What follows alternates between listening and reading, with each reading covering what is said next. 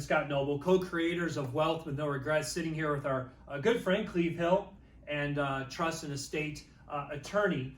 And people will get estate documents drafted, or they think, oh, we've talked before about how it can be just kind of done yourself and all that kind of stuff. But it's really, when it matters most, the execution of those are super important, right? And so maybe you can talk about where that rubber meets the road when it comes to actually executing what you then drafted, and how to do that and who, I think we'll talk about. But what's your thought there, Cleve? Sure. So the two most important roles in the estate plan, from a big picture standpoint, are your executor of your will and the trustee of your trust, if you have one. Those jobs, I can't underscore enough how important they are, that you have examined literally their character, their integrity, their ability to process these issues. Do they have a decent enough business head on their shoulders? This is an odd one that some people kind of look at me funny sometimes when I question the issue of humility. Meaning, do they know their own limitations? Do they have the type of personality that is going to be able to pick up the phone and call a lawyer, call a CPA, call a financial advisor when an issue comes up? Because too many times, and it's usually the ones that we see ending up in litigation, where we have a person who thinks they know it all and thinks they can handle it all, and it blows up. And so when you are putting together the plan, those are two of the crucial roles that you've really got to study. It's not a haphazard decision, because if you make the wrong call, somebody is going to pay down the line, and it's usually going to be your family members or organizations that you love, because you've picked the wrong person. So it is just absolutely critical that you get that right. So you laid out one of the keys in there, which was humility. That's a beautiful one. Is another one, which in some ways is quite different than that. Strength of character, fortitude to stand up for what is right. So remaining humble, but also being able to stand in the face of opposition and say, this is what Mom and Dad wanted, or this is what Mr. and Mrs. wanted. Well, that's it, because when somebody has passed away and that executor and that trustee is there, they've stepped into the shoes, in a very important sense, into the shoes of that deceased person. What was their intention? Was it fully conveyed inside the document? Georgia laws and our courts are going to be very focused on what's within the four corners of that printed page. And so that's why it's so important as we're, for example, building trust for children.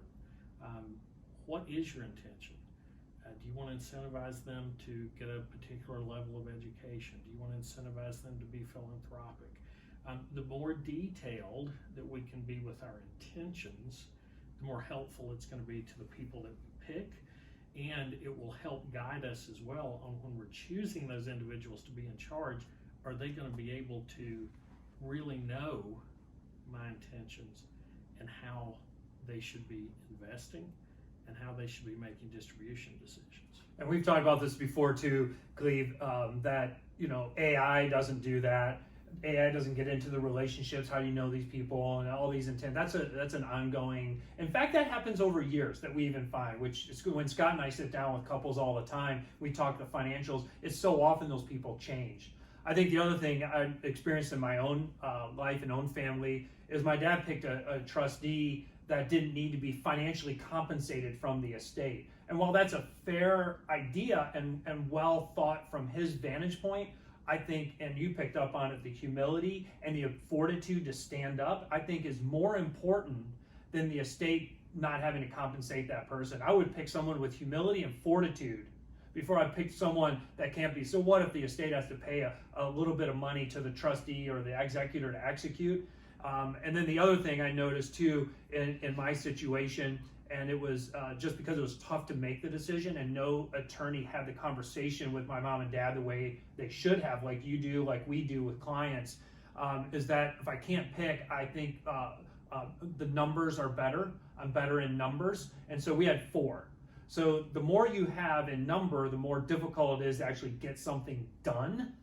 and it's all the more clear that the intent of the person drafting the estate, the owners of the estate, isn't clear on what they want to do.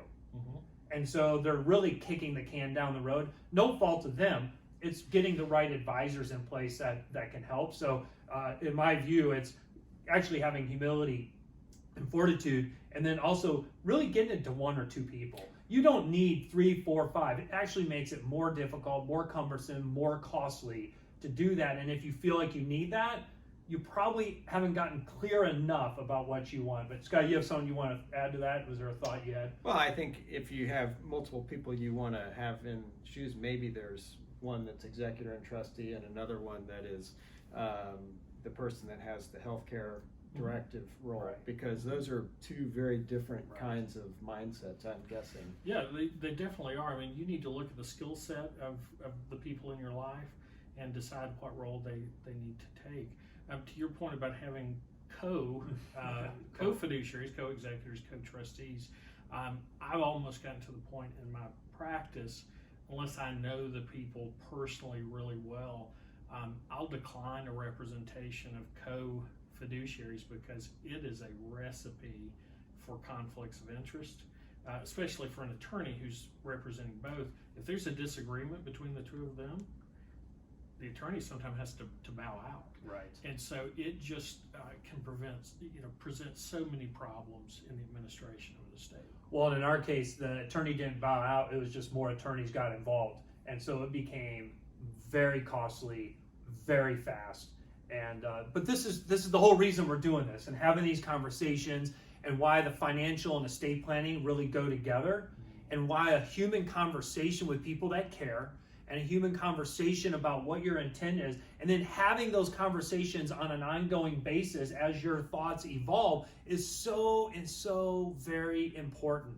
So don't miss these nuggets of wisdom and truth, and your family will thank you for it, and so will your peace of mind.